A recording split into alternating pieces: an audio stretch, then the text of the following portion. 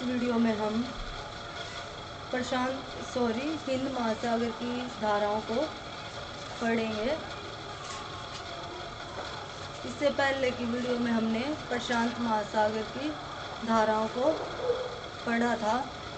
तो सबसे पहले हम बात करें कि इस महासागर की धाराएं पिछले दो महासागर प्रशांत और अटलांटिक महासागर से भिन्न है। भिन्न कैसे?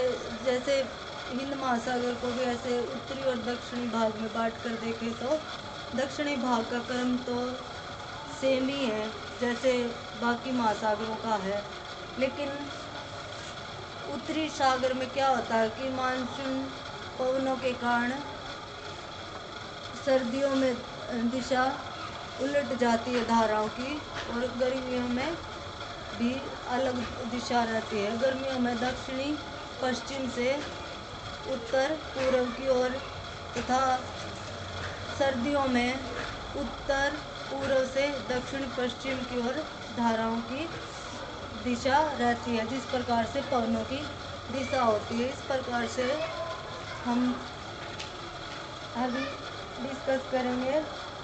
सबसे पहले बात करें उत्तर पूर्वी मानसूनी धाराओं की। ये कब चलती है? ये शीतकाल में चलती है। उत्तर पूर्वी मानसूनी धाराएं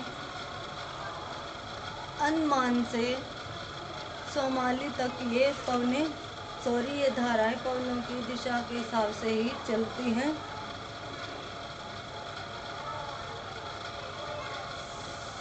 और अरब सागर तथा बंगाल की खाड़ी में भी शाखाएं उत्पन्न होती हैं।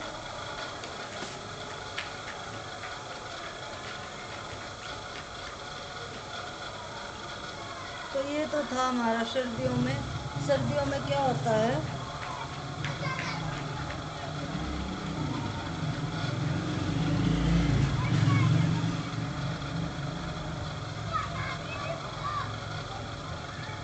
और जो विपरीत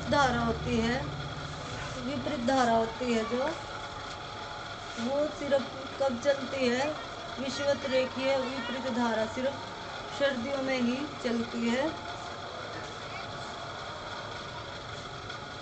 जांजीबार से सुमात्रा के बीच ये प्रभावित होती है विपरीत विषुवत धारा। फिर आ जाती है हमारी दक्षिणी पश्चिमी मानसून धारा। ये बात है ग्रीष्म काल की, गर्मियों की। इस समय क्या होता है कि हवाओं की दिशा उलट जाती है। हवाओं की दिशा हो जाती है, दक्षिणी पश्चिम हो जाती है। दक्षिणी पश्चिम से उत्तर पूर्व हो जाती है।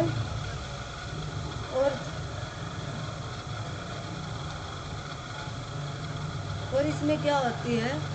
शीतकालीन विपरीत धारा भी विलुप्त हो जाती है। गर्मियों में नहीं चलती है विपरीत धारा।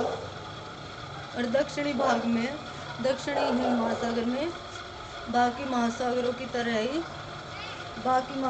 तरह ही क्रम से ही चलती है। सबसे पहले बात करें हम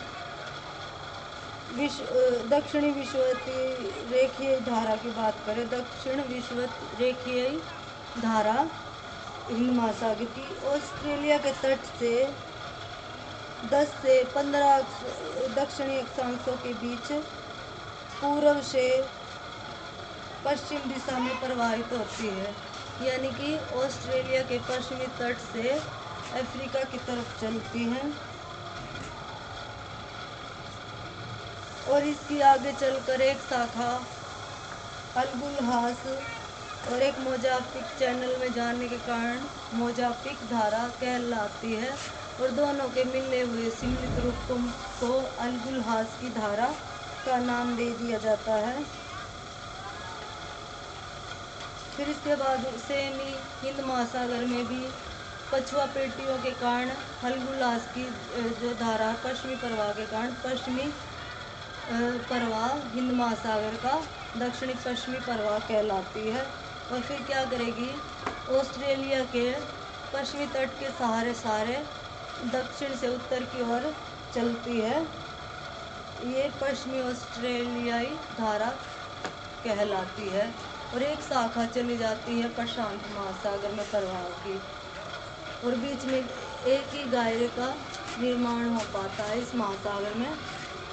जैसे पहले के दो महासागरों में दो दो दायरे हुए हैं बीच में शांत जल के, इसमें एक ही दायरे का निर्माण हो पाता है दक्षिणी महासागर में।